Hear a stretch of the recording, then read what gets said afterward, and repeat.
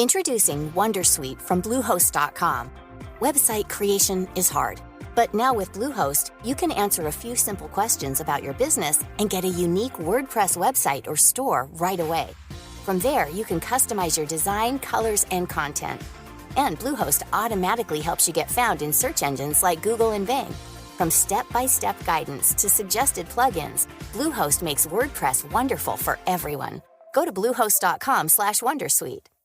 Quality sleep is essential for boosting energy, recovery, and well-being. So take your sleep to the next level with Sleep Number. With a Sleep Number smart bed, you can individualize your comfort level and enjoy a better sleep night after night. J.D. Power ranks Sleep Number #1 in customer satisfaction with mattresses purchased in-store. And now, during Sleep Number's President's Day sale, save 50% on the Sleep Number Limited Edition smart bed, plus special financing for a limited time. For J.D. Power 2023 award information, visit jdpower.com/awards. Only at Sleep Number stores or sleepnumber.com. See store for details. Dental Associates of Northern Virginia redefine what it means to visit the dentist. Get top-quality, personalized support from committed experts who prioritize the well-being and satisfaction of you and your family. Care is centered on a highly personalized treatment plan backed by the trust and support of long-lasting relationships. Schedule your next appointment by visiting dental1-va.com/offer/SiriusXM.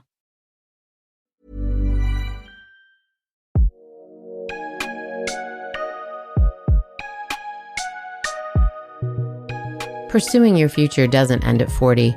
In fact, it may mark the beginning of knowing who you are, what you're capable of, and what you really want. But knowing what's next and how to get there can be a challenge, especially when old narratives play on repeat. Liberty Road is here to share stories so that you can consider your possibilities, pursue your purpose, and move into your future with intention. I'm your host, Netta Jones, and we're here to listen, learn, and liberate dreams, one episode at a time. Well, hello, Liberty listeners. Welcome to another episode of Liberty Road. Today, you guys get to hear from one of my nearest and dearest, Reverend Pamela King. She's going to correct me. And her work in the Thrive Center and her newly launching podcast, which you'll be able to hear when this goes live, because hers will go live as well. So can't wait to unpack all of that with you guys and with her today. Pam, welcome to the show. Thank you, Netta. You know, I'm very thrilled to be here. It's an honor to have you here. And you and I have been doing some things together for some time. I've had some big events in the entrepreneurial space and now in the midlife space. And you have kindly joined as an expert in that space, talking about thriving and what thriving means. But I'm really interested today in learning more about the work you're doing to expand that outside of your ivory tower and into all of our homes and all of our ears through your podcast. But also, let's back up just a little bit and talk to us about your work at the Thrive Center. Like, give us a little context. What is Reverend Doctor or Dr. Reverend? Reverend Doctor. Technically Reverend Doctor. Okay. King. Yeah. We're going to get to how you become that too. But what is the Thrive Center? Let's start there. And then what's your role there? Awesome. So yes, the Thrive Center is both a research center and also a resource development center. We do psychological science or psychologically informed research and develop resources, tools, and practices for people actually to pursue a journey of thriving in their own life. So we are a psychology-forward center that is very interested in the role of spirituality in people's lives. So we are at the intersection of psychological science and spiritual wisdom. First of all, to be totally transparent, you and I have known each other for 30 years. Yeah. So I actually know the answer to this question, but I think it's important to give our audience some background. That is a very rare intersection to find people who are studying in that space, researching in that space, and then creating tools for us from that space. So I just want to acknowledge that that is unusual. The work that you're doing, the work that Thrive Center is doing is unique and is being appreciated and lauded as something that is unique. Tell us about the importance of that and being a pioneer in that space or a pioneer at that intersection. Sure. Well, there's kind of two kind of pioneering aspects of the work of Thrive. As a psychologist, the field of psychology often focuses on what goes wrong with people. We hear a lot about mental health issues, and some of the irony of the term of mental health is that it's actually defined by mental illness or pathology or depression or anxiety.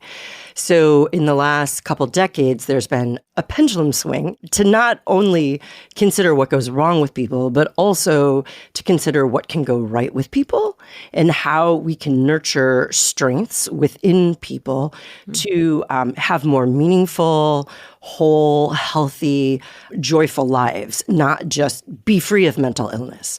So our vision of like psychological health has changed. Like it's not just absence of illness, but a presence of strengths, joy, virtues, etc. With that pivot has also come an explicit interest in spirituality. And the funny thing is, as humans, all of us realize like, wow, yeah, we have some spiritual inclinations. Like, we all came to the end of ourselves in 2020, whether we liked it or not, and realized like, there's got to be something more.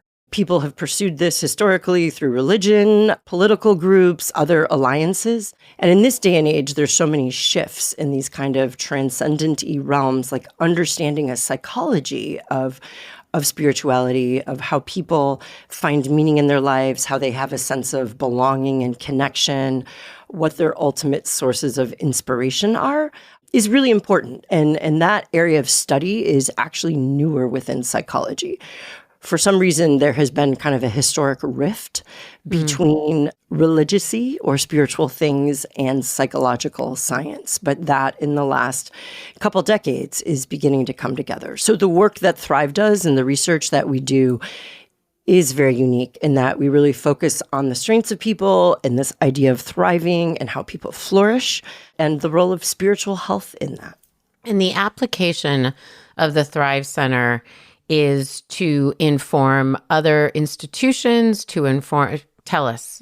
Great question. So my personal vision, dream, hope is to really catalyze a movement of human thriving. And there are a lot of centers of work of people studying flourishing, well-being, mental health, thriving. There are less centers of, and I don't mean centers like an institution or institute, but just centers of activity around interventions or practices or tools that can actually really help people thrive. That is beginning to happen. You can go to the local bookshelf and you'll find journals, gratitude journals. There's now a beautiful set of purpose, joy, balance, creativity journals. And these are great. The work that we do at Thrive is really research-backed and informed. So it's not just sentimental thoughts, but it's really informed by either the research that my colleagues and I at Thrive have done or others more broadly. That answers. Okay. That answers the question. No, I could tell you were looking. Did I get it? Let me back up. How do you, Reverend Dr. Pamela King, how do you describe thriving? Love that question. That's like the $1 million question. Yeah. Yeah. So my one-liner, very short quip, would be like a thriving life is a life on purpose. So living purposefully is thriving. When people often think of thriving, they think of vigorous growth, often excellence in our culture, often success, which could be financially or climbing a ladder. And that's not where I'm coming from. So living a life on purpose is really, we hear this mantra a lot, it's not about the destination, it's about the journey. And that's so true. But I'll also add, purpose is not just a journey, but it's also about the direction your life is headed. So one of the benefits of spending a lot of my years in philosophy and theology, as well as psychology, is the consideration of like the ultimate goals of life. And we realized that for humans, there are actually things that are more meaningful than others. And we all know after wasting away a good hour of, flitting through screens and social media, that that's not what we were created for. Yeah. But rather things like really deep personal connection, being in relationships where we're known and loved, where we know and love others, pursuing things we're deeply passionate about, whether it's enabling women to live meaningful, exhilarating, intentional lives in middle age, or enabling people to thrive, in my words, and really living out your values. That's where I find that people thrive. And so I locate purpose at the intersection of those kind of three strands of individual growth and development, relational connectedness and growth, and also being aligned with our deepest aspirations and values.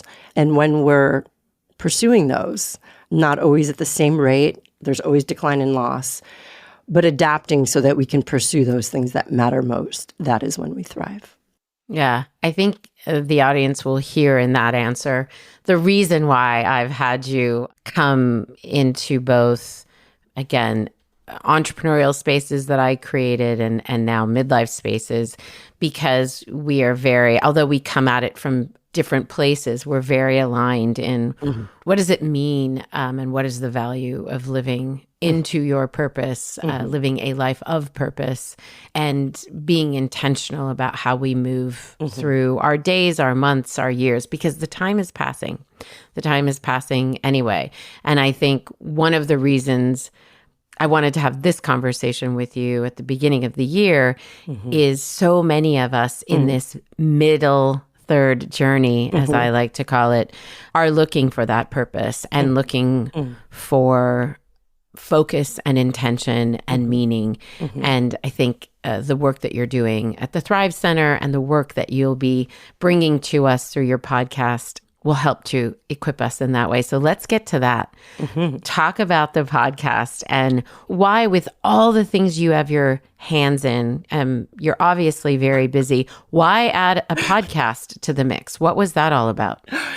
That's a great question, because my hands are busy. This whole thing of like being a researcher and professor, and then there's that reverend gig, parent, wife, adding something like this that I actually don't get academic street cred or credit for, which that's my primary job is as a faculty person, is a really good question. And I think that just comes from my heart, is like in the deepest part of my being, I really want to enable people to thrive in a very holistic way and live more fully into who they are, living more authentically, living with deeper connection and with deeper purpose. And it feels like in this day and age that podcasts are a great way to get information out. And also sort of my philosophy or approach to my work is like, I'm not the boss of this. There are so many experts. No one thrives exactly the same way. And I am in awe of many of my colleagues that I either know or don't know that have contributed to the knowledge and science that I synthesize into thriving. So podcast was a great medium to bring in people much smarter than I or experts in other areas and be able to tease out the knowledge that they have gained in practical ways to offer guidance to people to pursue a life of a healthy pace, to pursue what I call spiritual health, and to pursue purpose. And my hope and intention is that by bringing the podcast, I can weave together voices of experts that will resonate with people in different ways that will enable them to move forward in their own journey holistically. And tell us, drum roll, please, tell us the name of the podcast. I love this. The podcast name is With and For. I love it. A really unsplashy name, 2 prepositions and a conjunction, but I actually think it's power-packed. Most people pursue well-being, self-care, mental health, thriving, flourishing as an individual endeavor. But psychology tells us that when we focus on ourselves, that's a really dead-end street fast. And so ultimately we thrive. We become our best, fullest selves when we are with others and we are for others and for a higher purpose. So I really wanted to lead with this idea that it's not just another self-help platform, but that this is something that is an invitation to a fuller life that is with and for others. So let me ask you from the perspective of our listener, from my perspective, right? From the perspective of most of the cliches around midlife. It is often the case that we are not focused on self, that we are doing everything with and for others. How do you advise this audience, your midlife, as you're on this journey with us too, your midlife sort of sisters, your cohort of sisters that's going through this with you? How do you help us understand purpose or thriving when maybe we haven't put ourselves first? And yet there is this both and of with and for is what we need to thrive. But let's not mistake that for just serving our children, our husbands, our colleagues, our friends. Like, we can get lost in that. Can you make a little bit of a distinction or a delineate for us the two different things that we're talking about or you're trying to say here? Yeah, absolutely. And thanks for that invitation, because I do think this middle third both provides real challenges for thriving as the way I think about it, but it also offers great opportunities for how I think about thriving. So one of the many pieces of wisdom I've gained from you is that balance is something that we hit as we move through extremes. And I think something that I'm finally owning up to in my own life in middle age is that life is really fluid and dynamic. And this desire I've always had to get there, have my purpose figured out, be in my lane, have my very short to-do list and be present, and all those aspirations I offer up now in a much more gentle way, that they are aspirations and that every day is different and the world is dynamic and the demands on me are always changing. So, and I really think COVID gave me personally a great opportunity to practice my ideas about an adaptive sense of purpose. So when you can get clear on what you feel like a purpose, like an enduring goal, whether it's to help people thrive, to help people through your editing abilities, to your love of florals, or your insane ability to organize and activate people, working out how to use those passions and those natural strengths and competencies in different environments is really helpful. But then in middle age, we're in this place of flux where many of us have children that are less emotionally dependent on us. And that is both, really challenging as a mom, right? But also offers up a little emotional RAM, just to use like a computer illustration, and allows us to begin to have some more self-driven or self-fueled, self-motivated goals that we might want to pursue. So I think one of the things about a thriving mindset is both looking at challenges, but looking at the opportunities in those. And then in this idea of thriving, really balancing between oneself and the other. And it's never about me or about you or them. It's always about us and about me and them. And I think in middle age, we get to slow down perhaps a little bit to reconnect with ourselves, begin to connect with our kids as emerging adults or young adults, where they can actually hold a bit more of who we are as a whole person. So I really encourage people to give themselves grace and space in the balancing of us and them. And I know both of us have had moments where we're hot on the pursuit of a big professional goal and a kiddo or a friend or someone has a need and it's oh, maybe next week. And that's life. And for me, I'm grateful to have the flexibility and folks around me who can have patience with that, and really welcome the opportunity to my son who just had shoulder surgery, take time to be with him. because I know that's a priority for me, I'm able to delay the more personal or professional pursuits.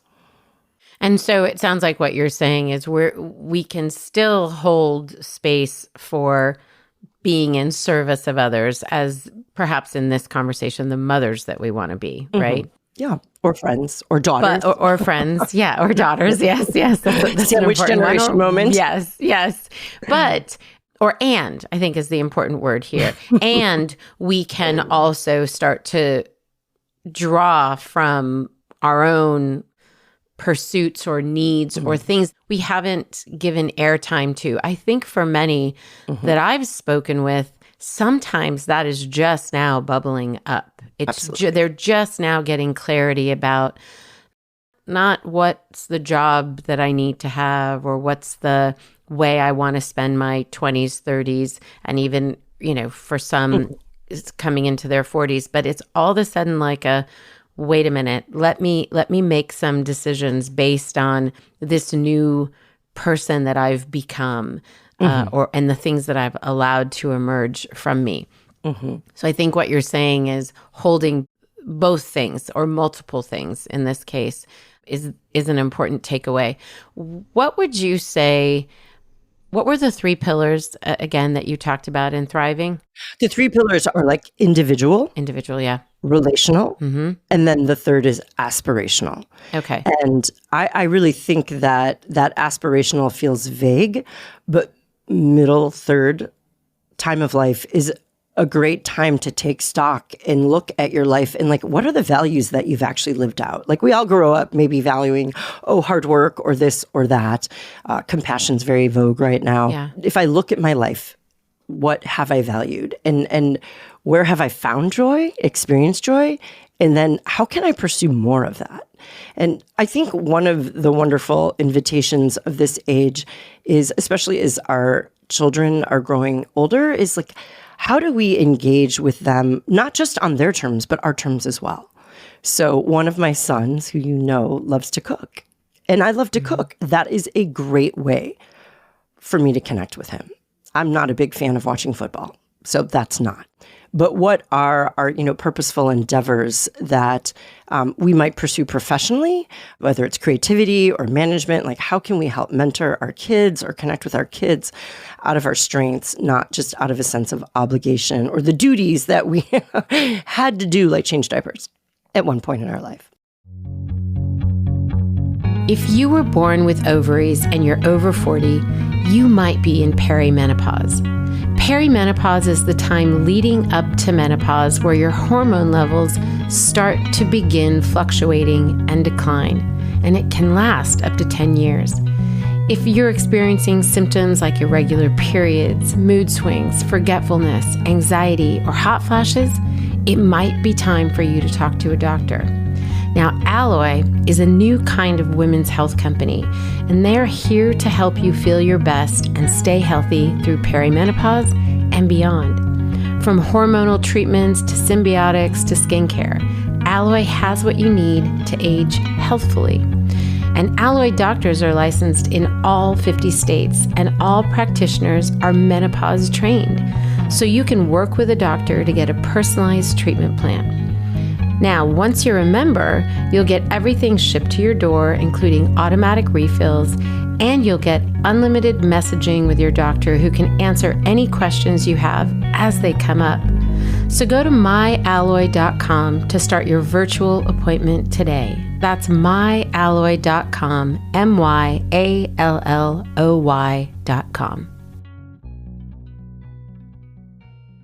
Okay, that's a great way for us to sort of bring ourselves into those relationships.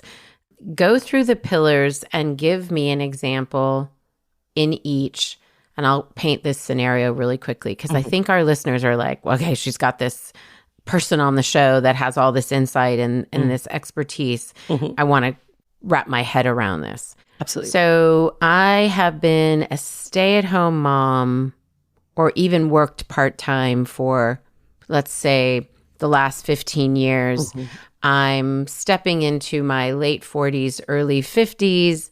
I'm feeling itchy I'm feeling like there's something I want to pursue. My children need me less. Perhaps I didn't have children, but I've hit a wall there. And I'm really trying to think about what's next.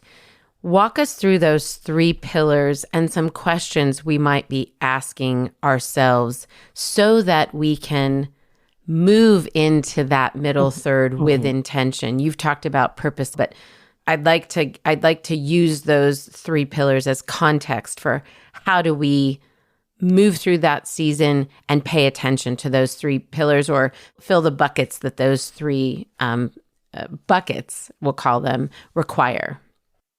Absolutely. First, I'm going to give like a little disclaimer. Yeah, not disclaimer, like kind of a little preamble. I think this is really hard for middle-aged women, ironically, is we really have to start with like loving ourselves and giving ourselves grace for where we are. I know of all people, like I can beat myself up, like shame on you. You have a freaking PhD in this area. Why are you struggling to activate your purpose or whatever?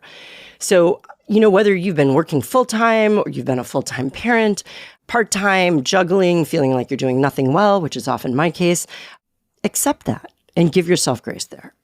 Because honestly, like when we feel more love or loved, we actually open up more to who we are. Like people just become themselves in the face of love. Like your kids, when they're like afraid you're going to ground them or judging them, they're like not themselves. And we all have had employers or colleagues who like we just feel great with, or friends, and they bring out the best in us. So bring out the best in yourself. Love yourself. We got to start there. So like let's talk about the buckets individually. So thinking about the person you put to mind, I would offer taking inventory. Think of the decades of your life and try and identify 1 or 2 snapshots. Like if it was an Instagram, like what would you post of moments you felt joy? What were you doing? Who were you with? What brought joy? Just think about the images and what comes to mind. Does anything surprise you? Or is it like, oh no, yeah, that's me. I knew that. But consider then, as you're thinking about growing forward or pursuing something maybe a little bit more seriously, looking to re-enter or deepen one's engagement in the workforce, how might you use those cues from those images to think about what you would pursue? Whether it was like, really think about your competencies. What are you great at? And what do people say? Wow, you are really good at that. And often it's those things that come so easily to us that we don't even notice we're doing them. And other people are like, oh my God, I'm so glad she's doing that because I wouldn't want to do that. So think about those things, your little secret powers, your superpowers. That's what I'm trying to say.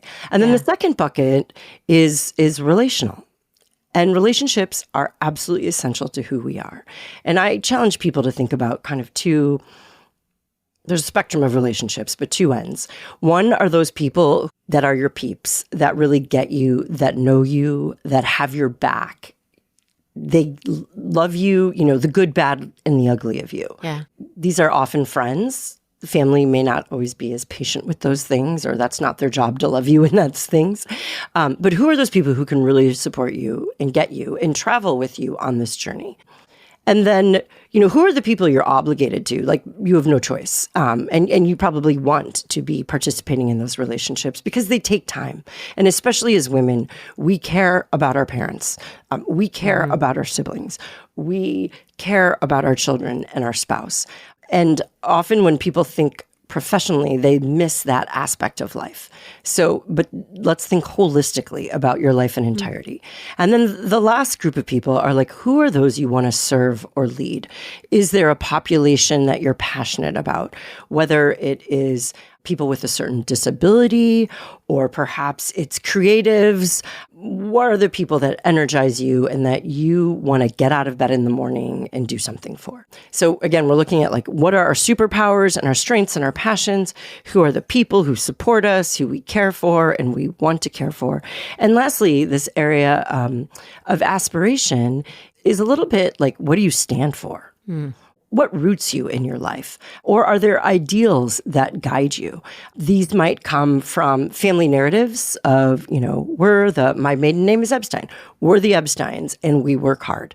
Or is it a cultural narrative of values, a spiritual or religious? Often faith guides people. But I think it's really important at this stage of life to consider not just ideals or values that we have been giving lip service to, but what are we actually living out? Like what is our life rooted in? And take stock, is like that what you want to be about? Yeah. Do you want to be spending that much time with certain people or in certain activities? And how can you pivot? I have an online course. Someone that took the course let me know that after she went through thinking about, I use an illustration of a plant, of the environment that she's rooted in, that her ecosystem as an attorney was never going to support her values and that she needed to leave, that they were never going to provide an environment for her to become the person that she felt like she wanted to become. And they were demanding other things from her. And through thinking about these 3 pillars, she realized like this incongruence is not something that I should continue to live with. So in Thriving, we adapt. Either we change our environment or we change ourselves. And in her case, she ended up changing her environment. That's amazing. What a powerful exercise for her to have gone through so that she could so clearly and objectively see where she was being held back and what she was perhaps being called into. And I will say what you've set up, thank you, because you did such a beautiful job setting that up. But that goes for much more than vocation, for our listeners who aren't looking to go back to work or never, haven't been working and don't want to work. They're just trying to find meaning or purpose in what's next. And we are not defining meaning and purpose as going back to work. There's so much that they can do and so many people that they can serve. And I think you did a beautiful job of illustrating that for us. And you did a beautiful job at our LA event in using some of that plant and soil kind of terminology. And I know so many people talked about how powerful that was. And we're going to get you in after school doing the same thing. So more people can access your wisdom and the tools that you've created for us in that way. I have to ask you, because we're going to try and keep moving through the work that you're doing in the podcast, but I just have to pause and ask you here, what is spirituality for you? We've talked about what is thriving for you, but what is spirituality for you? Wonderful question.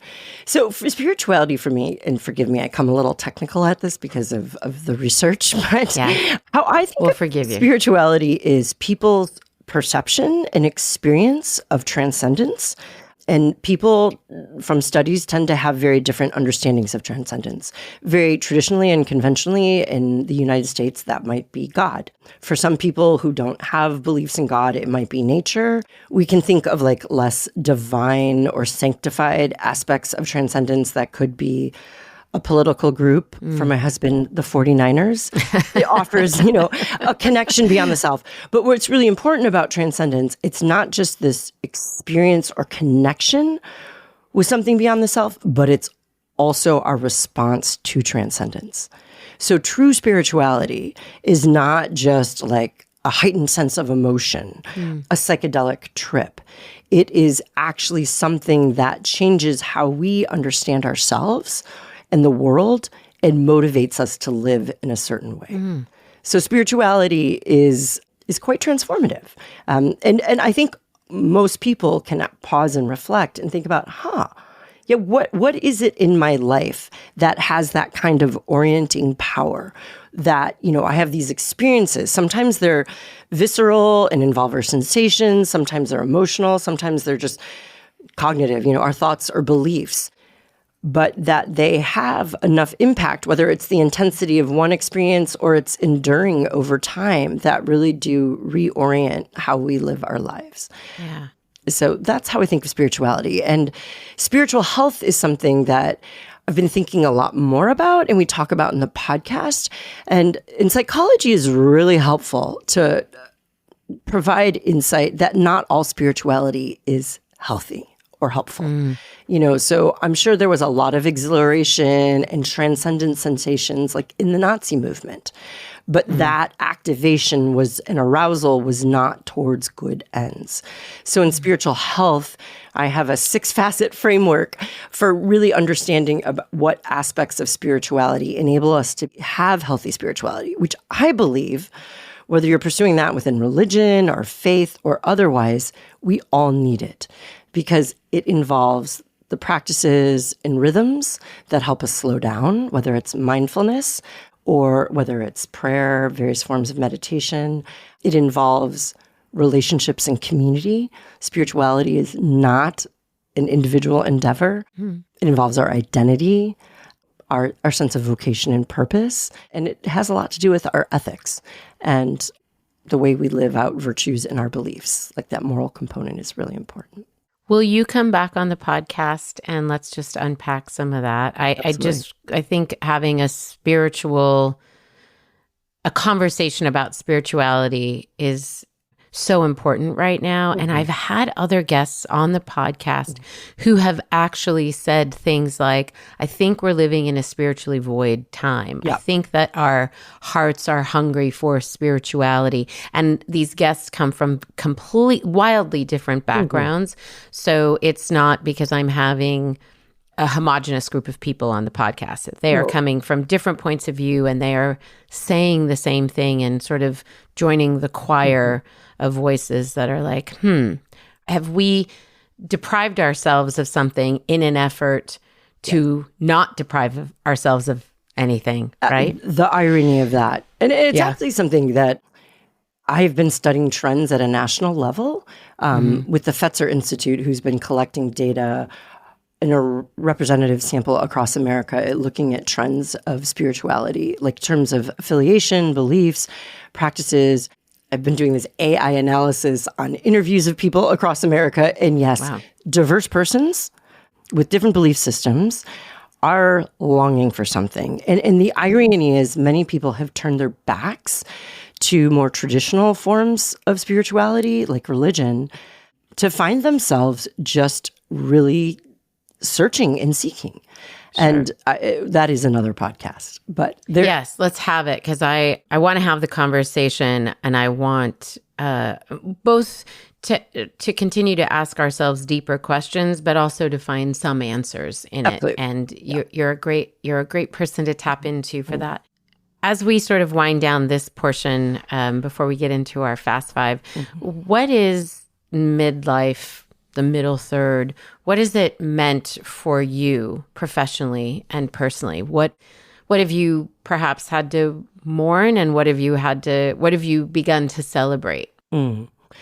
I think the reality that there's limited time, both in a day and in a life, has given me a heightened appreciation for reprioritizing and actually making some professional shifts. So where I've spent the last 2 decades of my career actually working part-time, which was a choice, mostly half-time, but pursuing a lot of empirical psychological research and teaching and mentoring students, because I deeply want to bring up like a new generation of leaders that have a mindset of thriving. I've realized that I do really want to offer this information and knowledge to more people. And I think it's timely, exactly what you're saying. I think we are in a spiritual deficit. People are not thriving with the Surgeon General, and all the research is showing how lonely and mental health issues. And there's great research that provides some really wonderful answers that aren't even expensive. Like, it's not like you have to go to $200 an hour therapy.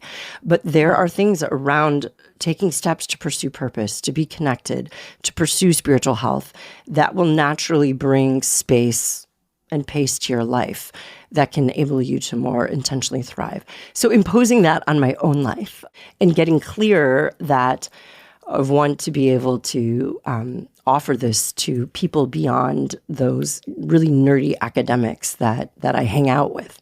So that's been a big thing, at least at the professional level. Finally. We've been waiting for you, Pam, to offer that to us lay people who are hanging out, looking to make those connections. So I'm so glad that you are stretching, beginning with the podcast. But I have a feeling there's more to come, where we get to access you and your research and your vision for what a thriving life looks like. So thank you for the work that you're doing. Can I say? Yeah. We've spent an extraordinary amount of time rebranding and developing a new website to offer resources and tools and insights around thriving in spiritual health at www.thethrivecenter.org. So I invite listeners, there's lots of downloadable PDFs, there's explanations, there's a framework around the facets of spiritual health, and I hope that podcast, et cetera, that would be helpful to people. We will also make sure that all of those things are in our show notes, so that if listeners are driving or on their jog, they don't have to pause to write down what you just said. Everything will be linkable. So have no fear, listeners. We've got your back here. But thank you for sharing that with us. So really quickly, before I let you go, our Fast Five. Tell me, what is something you do on a regular basis? It could be daily. It could be, with any regularity, weekly, whatever, that keeps you grounded. It takes a lot. But one thing I'll say that's hard for me, but absolutely essential, is I really try and take 10 minutes of like a silent meditation. And that's a space where I can begin to unfold and hear myself, or create a capacity to hear myself, and in my world, hear God. Not always in those 10 minutes, but it just seems to create an opening. Yeah, I love that one. And it's amazing how that 10 minutes can be hard to find, but it's so important. And what are you currently reading? I am reading a beautiful book called Open and Unafraid by W. David Taylor, who is a colleague of mine at Fuller. And it's actually a really audacious rendering of the Psalms, which I highly commend in a really new way. But it's a beautiful book. And I'm also reading an exquisite novel by Tracy Kidder, The Strength That Remains, that is about a Burundian, I hope I said that right, refugee from the Burundian genocide in the 90s. It's really intense, but also really beautiful. Okay, well, we'll link to both of those as well. And what is a skincare must-have? Like, I'm on a deserted island and this is the thing, this is the product that I take, or a skincare hack? Because in this midlife season, it is a question I get all the time. So I'm like, let's throw it in here. The hack, like at the end of the day, like pulling my fingers up just to give me hope or remind me that there was a face that wasn't so droopy at one point. No. Well, sunblock if I'm on an island. No, I'm just kidding. I have been trying that SBLA facial wand that I think is helpful. You think it's doing? I think it's helpful. And the eye wand thing, it's new and different, but I think I like it.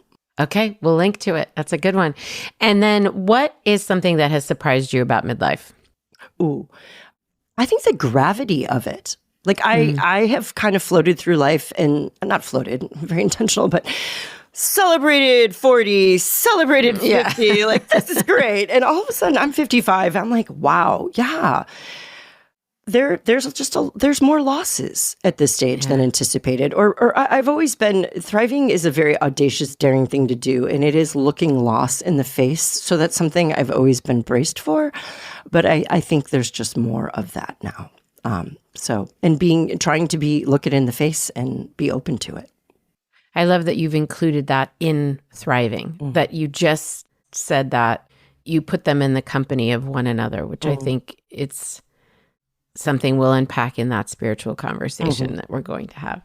Thank you for that. And then what has building, I think both the Thrive Center and your work around thriving, and let's add the podcast, the With and For podcast.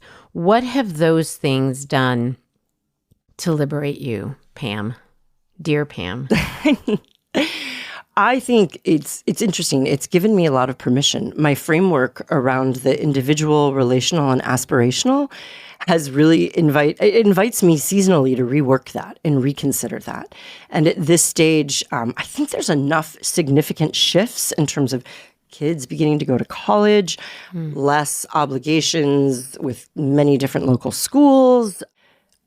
I think I feel more confidence in my own acquired knowledge and wisdom at this stage of like, how do I want to offer this? How do I want to be about this work? So that's been really liberating. And the conversations through With and For podcast, I love speaking with people just like this moment and being able to elicit not just people's wisdom and knowledge, but their stories that so shape their work, and to hopefully shape that with an eye towards practical guidance about how people might approach life a little differently.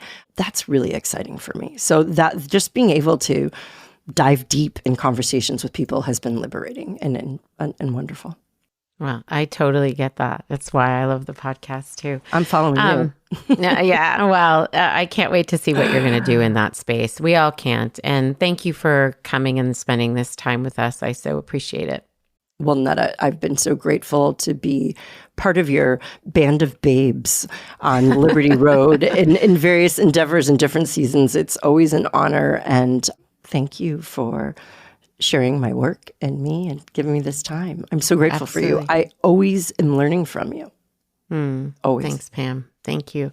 Thanks for saying that. And Liberty listeners, thank you guys for hanging out with Pam, learning more about Thrive Center and her new podcast that will be launched by the time you hear this podcast.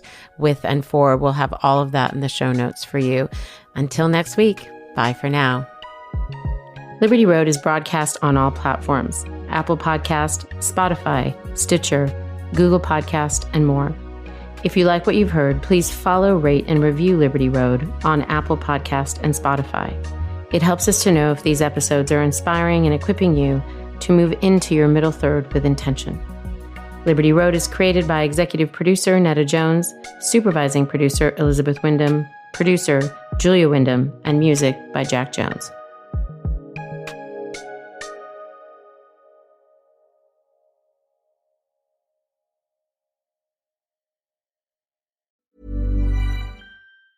When you wake up well-rested on a great mattress, everything becomes clear. I do make everything about me. Things you missed when you were tired finally reveal themselves. My passport is in the pocket of the duffel bag I took to Mexico.